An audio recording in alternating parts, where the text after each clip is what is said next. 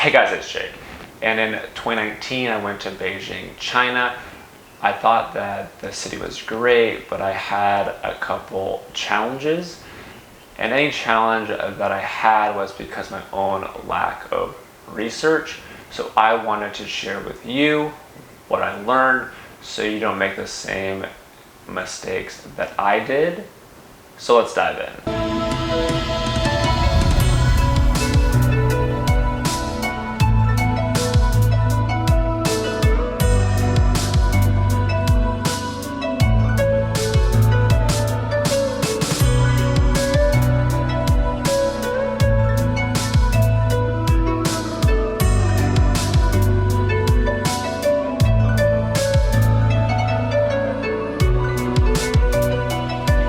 Number one, Beijing is huge. Beijing is the capital of the People's Republic of China. It is the world's most populous capital city with over 21 million residents. Well, let's put that into perspective.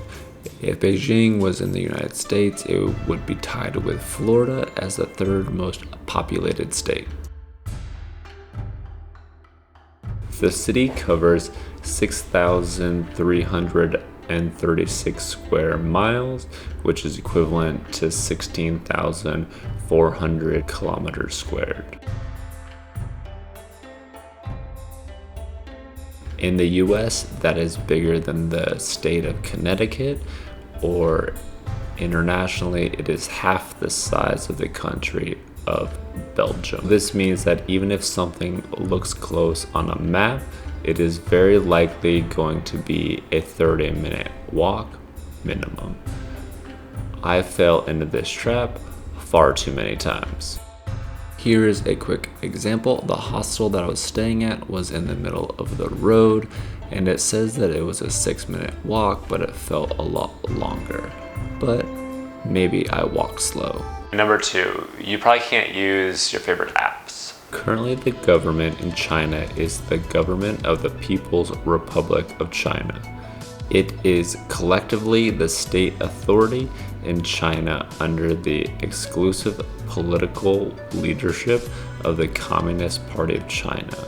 With a communist country, things are dealt with a little differently, and this means you might not be able to use some of your favorite apps. In July 2009, Facebook was banned. On March 30th, 2010, Google was banned.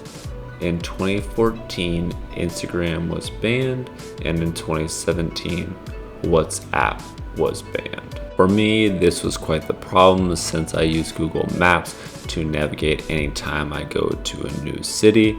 I was able to download a free VPN, which is a virtual private network, and that tricks your phone into thinking I was in the US. That was super helpful to be able to check my Gmail or things like that, but it worked a lot better when I was on Wi-Fi, and it didn't always work.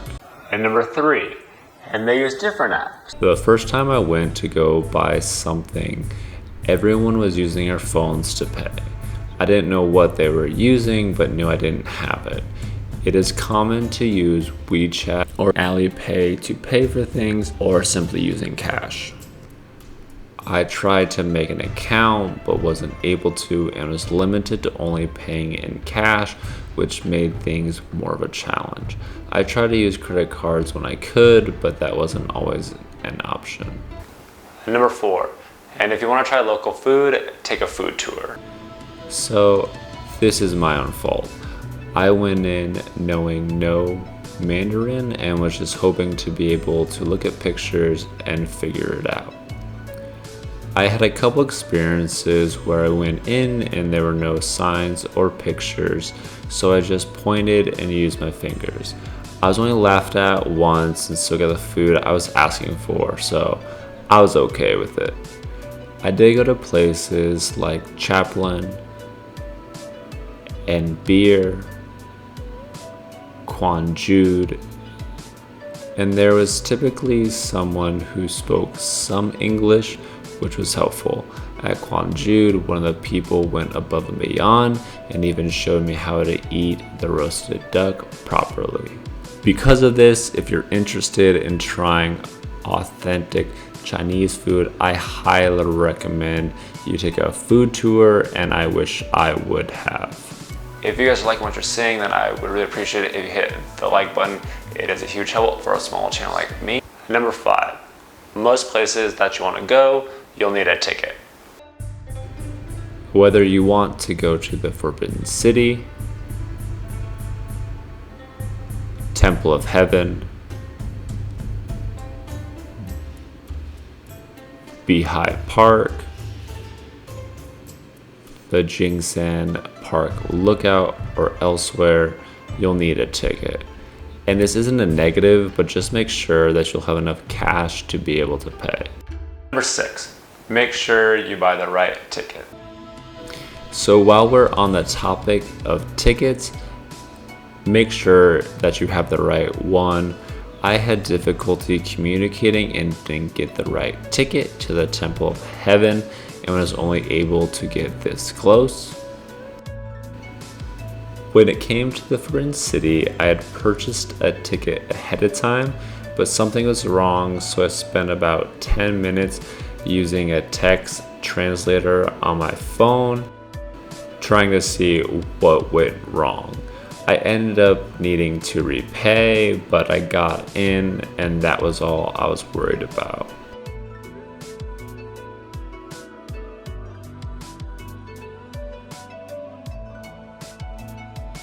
Number 7, the Summer Palace has multiple entrances and can be confusing to navigate. The Summer Palace is a large ensemble of lakes and gardens that was added to the UNESCO World Heritage List in December of 1998. And they declared the Summer Palace a masterpiece of Chinese landscape garden design, and I couldn't agree more. The Summer Palace covers 1.1 square miles or 2.9 square kilometers. While at the palace, you can go boating on Kunming Lake, walk the long corridor, watch a traditional Chinese performance. The Summer Palace was first built in 1750. It needed to be rebuilt twice, with the last time being 1912.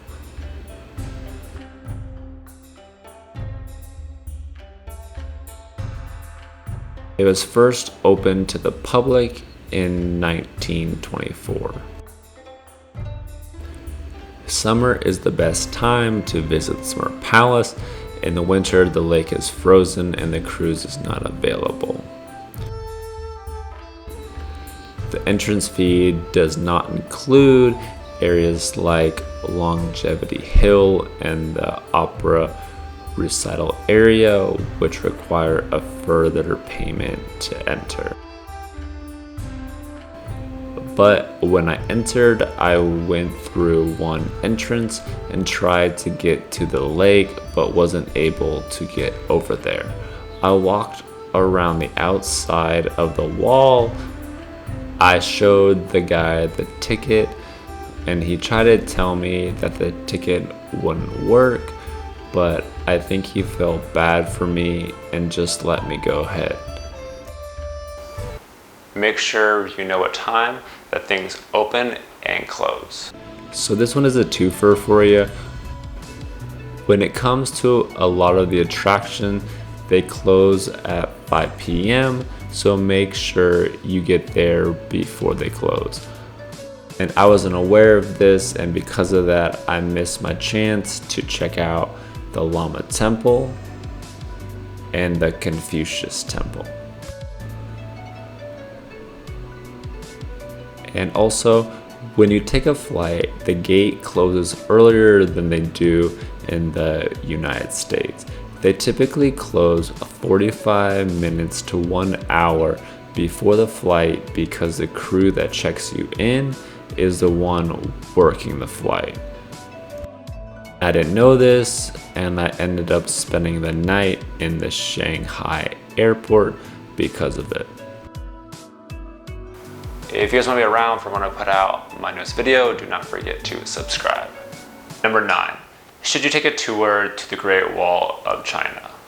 The Great Wall is awesome, but it is easier to take a tour.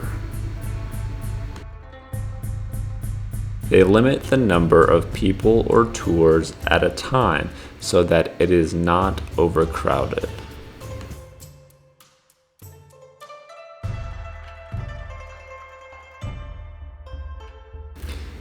You can either hike up to the wall or pay extra to get a lift up, and I took the lift.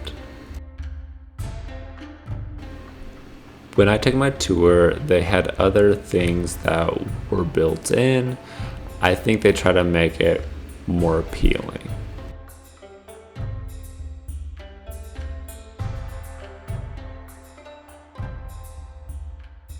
So we stopped at a jade factory, got lunch,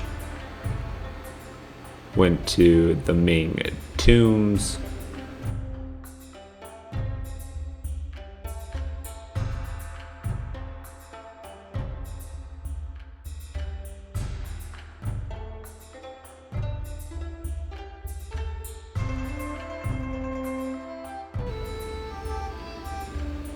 and did a tea tasting.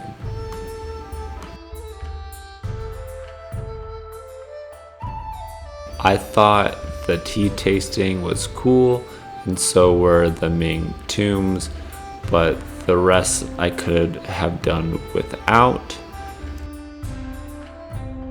So I would recommend you try to take a direct route to the wall and back.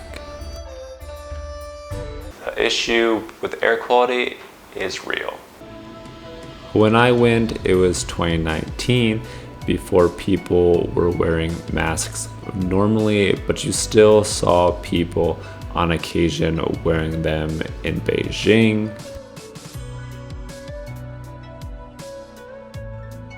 And after a few days, I could feel the smog in my lungs when I took a deep breath, so I would also recommend that you wear a mask as well. Overall, I really like being in Beijing, even with all of the challenges that I had. And as a reminder, the challenges that I had were because of my own lack of research, and I found the people to be really patient and they tried to help. But I wanted to share these so hopefully you don't have the same experiences that I had, because the city has a lot of history and is really cool. If you guys want to see what I did when I was there, I will put the link down in the description. And if you guys have any recommendations that I did not put in the video, you can add those to the comments. And do not forget that if you want to be around for when I put out my newest video, do not forget to subscribe.